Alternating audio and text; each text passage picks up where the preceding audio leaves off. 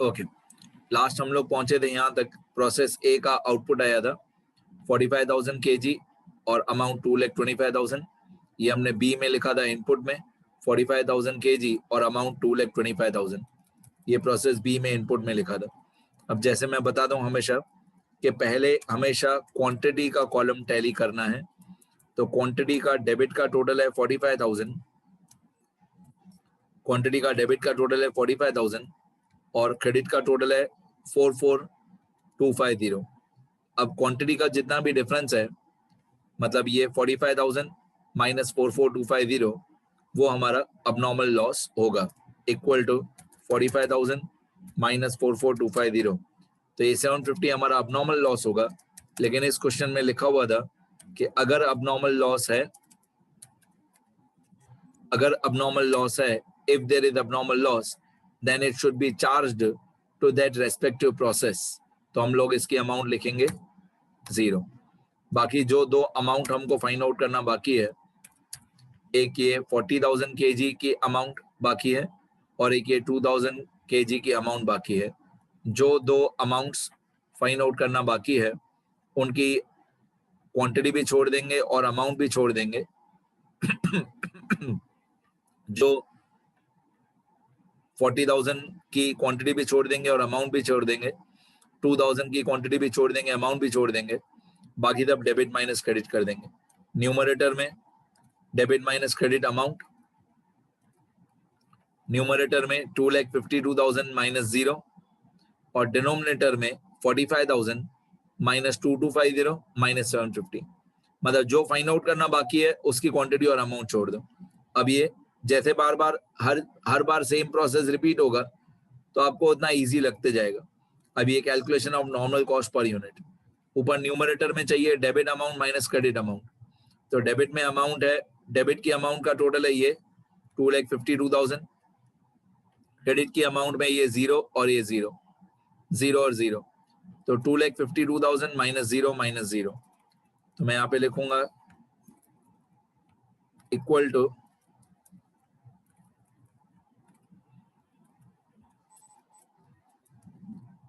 To 2,52,000 minus 0 minus 0।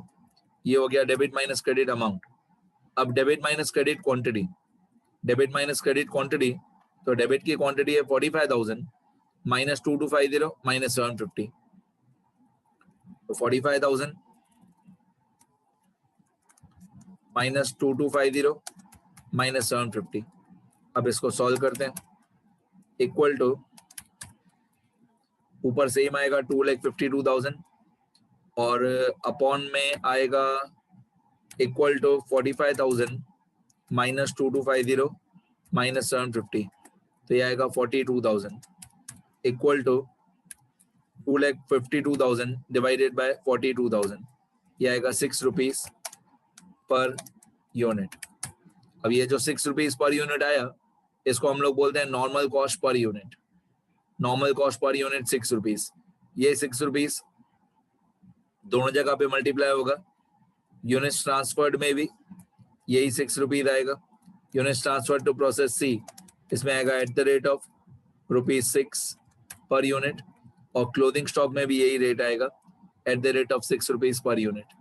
तो ये 40,000 multiply by 6, तो यहाँ पे हो जाएगा इक्वल टू 40,000 मल्टीप्लाई बाय 6, तो ये हो जाएगा 2,40,000 और यहाँ पे हो जाएगा 2,000 kg मल्टीप्लाई बाय 6, तो ऑब्वियसली 2,000 मल्टीप्लाई बाय 6 होता है 12,000।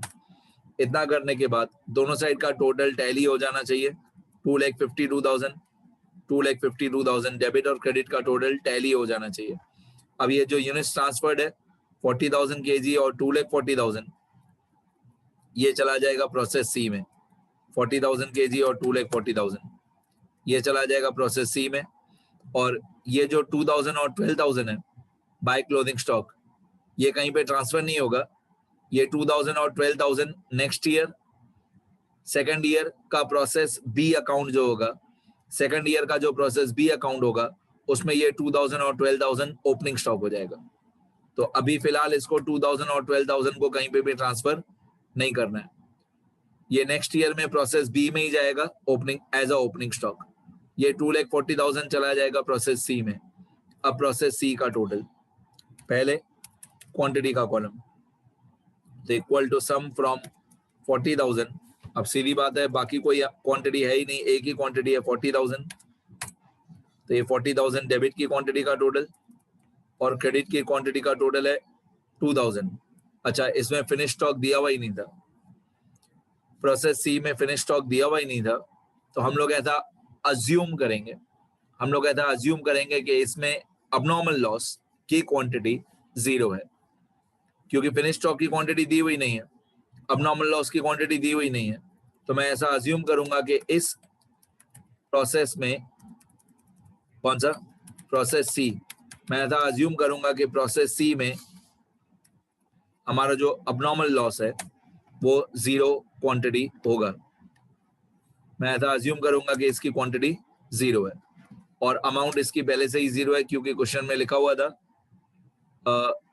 Abnormal loss should be charged to respective process, तो इसकी अमाउंट पहले से ही 0 है। अब जो क्वांटिटी का डिफरेंस होगा वो इस प्रोसेस में हो जाएगा फिनिश्ड स्टॉक, जितना क्वांटिटी का डिफरेंस होगा। तो डेबिट का टोटल है 40,000, क्रेडिट में एक ही क्वांटिटी है 2,000, बाकी तो ये भी 0 है, ये भी 0 है, तो डिफरेंस कितना आएगा 40,000 माइनस 2,000, तो ऑब्वियसली डिफरेंस आएगा 38,000।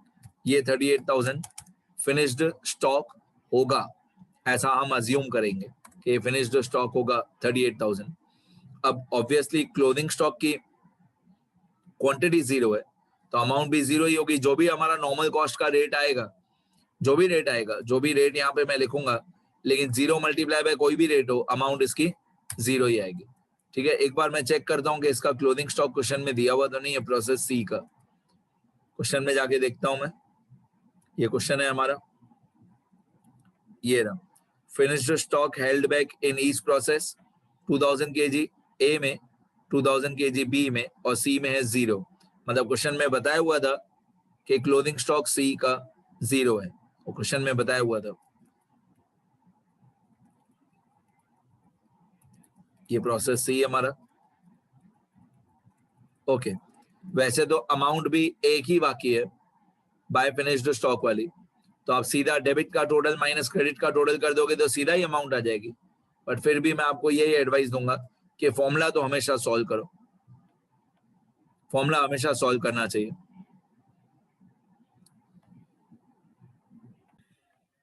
प्रोसेस सी में वैसे तो एक ही अमाउंट मिसिंग है, क्रेडिट साइड पे 38,000 क्वांटिटी है, इसकी अमाउंट मिसिंग है, तो आप वैसे सीधा डेबिट माइनस क्रेडिट कर सकते हो, पर फिर भी मैं मेथड से जाऊंगा। ये अमाउंट का टोटल डेबिट का 3 लाख, क्रेडिट की अमाउंट का टोटल 0, तो वैसे तो बाकी सारे 0 है, नॉर्मल लॉस की अमाउंट भी 0 है, अब नॉर्मल लॉस भी 0 है, क्लोथिंग स्टॉक भी 0 है, तो मैं डायरेक्टली बोल सकता हूँ कि डेबिट का total 3 lakh minus 0 minus 0 minus 0, तो यहाँ पे अमाउंट 3 लाख ही आना है। पर फिर भी फॉर्मूला से सॉल्व करते हैं। नॉर्मल कॉस्ट पर unit equal to total normal cost upon normal production equal to debit amount minus credit amount numerator में, और डिनोमिनेटर में debit quantity minus credit quantity. जो फाइंड आउट करना बाकी हो उसको छोड़ के, अब डेबिट अमाउंट है 3 लाख, क्रेडिट साइड पे 0 0 0 3 बार,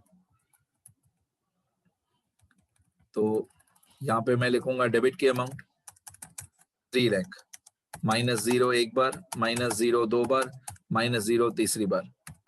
अब डेबिट की क्वांटिटी माइनस क्रेडिट की क्वांटिटी, डेबिट की क्वांटिटी है 40,000, क्रेडिट साइड पे जो पता हो, जिनकी अमाउंट पता हो वो माइनस कर देने का, तो 40,000 माइनस 2,000 माइनस 0 माइनस 0,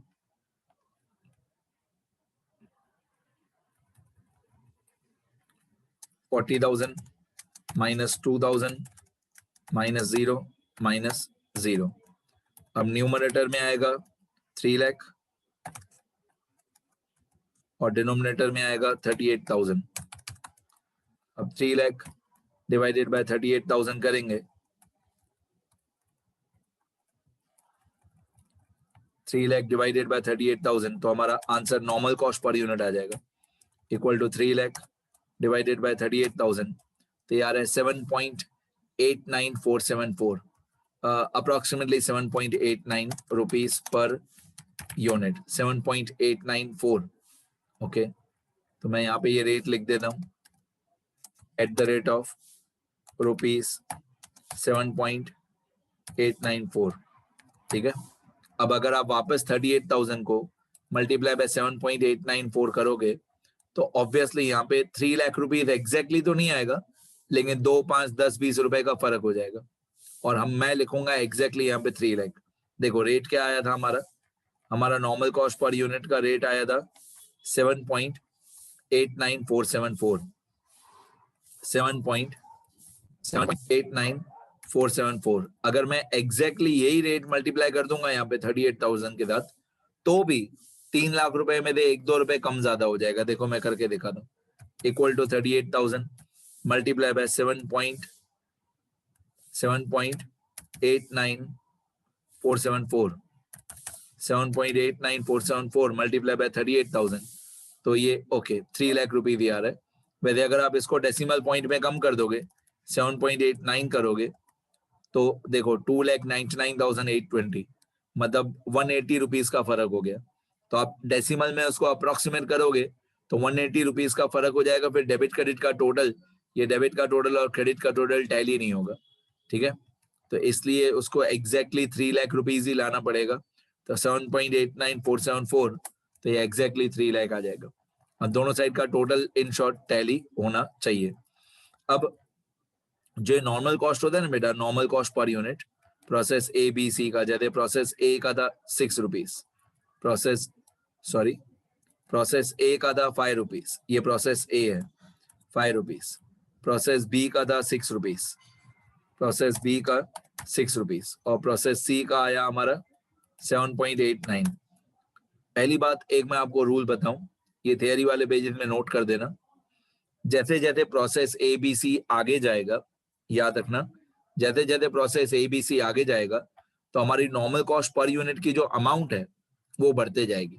जैसे यहाँ पे था 5, 6 और 7.89, नॉर्मल कॉस्ट पर यूनिट बढ़ते जाएगा हमेशा, क्योंकि हर प्रोसेस में हमारे खर्चे बढ़ते जाएंगे, खर्चे बढ़ते जाएंगे तो कॉस्ट प्राइस बढ़ते जाएगा, तो पर यूनिट कॉस्ट हमेशा बढ़ते जाएगा। ये मैं एज अ रूल नोट लिख देता हूं मैं यहाँ पे, आप लोग उसको थियरी वाले पेजेस में बाद में ये नोट कर लेना। क्या? The normal cost per unit increases after each process। Her process के बाद, ए के बाद बी में ज्यादा होगा, बी के बाद सी में ज्यादा होगा। ठीक है, और ये जो 5 और 6 और 7.89 था वो नॉर्मली आंसर्स में दिया हुआ होता है, मतलब बोर्ड एग्जाम में आंसर में नहीं दिया हुआ होता है, बट यहाँ पे टेक्स्ट बुक में दिया होता है। देखो ये 5 रुपीज, और ये प्रोसेस ए का 5 दिया हुआ है, बी और सी का इमेज मैंने पुटअप नहीं किया है, तो यहाँ पे आंसर में यूनिवर्सिटी एग्जाम में आंसर नहीं दिया होगा, बट जब आप अपनी टेक्स्ट बुक में से सॉल्व करोगे तो आंसर में जैसे यहाँ पे ये 5 रुपीज दिया हुआ है, ये चेक कर लेने का, अगर ये 5 रुपीज सही है मतलब पूरा प्रोसेस ए सही है। आगे करते हैं। अब आपको याद होगा ये वाली पॉइंट हमारी बाकी थी, ऊपर से लेकर हेडिंग में एक पॉइंट हमारी बाकी थी ये वाली। In a processing factory, a product passes through 3 processes before it is ready for sale. From the information given below, calculate the selling price of the product. Calculate the selling price of the product if the management decides to have a profit of 25% on cost. Profit at 25% on cost. ये selling price जो होता है बेटा, ये finished goods का होगा। कहने का मतलब है जो भी हमारा लास्ट प्रोसेस होगा उसी में एक ही प्रोसेस में सेलिंग प्राइस निकालना है, जो लास्ट प्रोसेस होगा हमारा। तो ये जो हमारा फिनिश्ड स्टॉक आया उसका हमारा कॉस्ट प्राइस आया 7.89 रुपीज पर यूनिट। ये 7.89 रुपीज पर यूनिट जो आया लास्ट प्रोसेस के बाद फिर सेलिंग प्राइस कैलकुलेट करने का, सेलिंग प्राइस इक्वल टू, पहले मैं लिखूंगा cost price of per unit of last process, जो भी हमारा लास्ट प्रोसेस हो उसका कॉस्ट प्राइस पर यूनिट था 7.89। वैसे तो 7.89474 है, पर आप 7.89 लिखो तो भी चलेगा, ये अमाउंट। ठीक है, पहले कॉस्ट प्राइस देखा 7.89474। अब क्वेश्चन में लिखा हुआ था प्रॉफिट जो है वो 25% ही होना चाहिए। क्वेश्चन में लिखा हुआ था प्रॉफिट 25% ही होना चाहिए ऑन कॉस्ट। ऑन कॉस्ट मतलब ये जो 7.89474 है, ये जो 7.89474 है, इसी का 25% निकालना है। कोई MU की ट्रिक वगैरह यूज नहीं करनी है। तो ये जो 7.89474 है, इसको मल्टीप्लाई बाय 25/100 कर देंगे तो हमारा प्रॉफिट आ जाएगा। मैं यहाँ पे कैलकुलेशन लिख देता हूँ, equal to 7.89474 7.89474 multiply by 25 divided by 100, तो हमारा प्रॉफिट आ जाएगा। ये प्रॉफिट हम लोग ऐड कर देंगे तो हमारा सेलिंग प्राइस पर यूनिट आ जाएगा, सेलिंग प्राइस पर यूनिट, और हमारा सारा आंसर खत्म हो जाएगा, सेलिंग प्राइस पर यूनिट। अब इन दोनों को ऐड कर देते हैं, 7.89474 और 1.97369, तो हमारा सेलिंग प्राइस आ रहा है 9.86843। तो आप अप्रोक्सीमेटली ऐसे बोल सकते हो 9.87 लिखेंगे पर यूनिट तो भी चलेगा, और 5 डेसिमल तक लिखेंगे तो भी चलेगा। ठीक है, मैं 5 डेसिमल तक रहने देता हूं, 9.86843। ये सेलिंग प्राइस कैलकुलेट करने के लिए पूछा था तो करना पड़ेगा, और लास्ट प्रोसेस के बाद बस अभी हमारा पूरा क्वेश्चन कंप्लीट हो गया। मैं स्टार्टिंग से लेकर एंडिंग तक स्क्रॉल कर देता हूं पूरा, जैसे जो लोग रिकॉर्डेड वीडियो देखेंगे वो लोग लिख सके। पूरा स्टार्टिंग से जितना मैंने लिखा है एक बार दिखा देता हूं। ये रूल्स थियरी वाले पेजेस में लिखना, फिर ये प्रोसेस ए अकाउंट, फिर प्रोसेस बी अकाउंट, फिर प्रोसेस सी अकाउंट, फिर इस क्वेश्चन में जो अबनॉर्मल लॉस और गेन अकाउंट था वो नहीं था इस क्वेश्चन में, फिर ये प्रोसेस ए के वर्किंग नोट्स, फिर प्रोसेस बी के वर्किंग नोट, ये प्रोसेस सी के वर्किंग नोट्स, और लास्ट में जो हम लोगों ने जो सेलिंग प्राइस कैलकुलेट किया था, ये सेलिंग प्राइस। ठीक है, ये पूछा है सेलिंग प्राइस इसलिए फाइंड करना है, वरना हमेशा नहीं करते। ठीक है, इतना लिख लेना सब लोग बेटा वीडियो पॉज करके।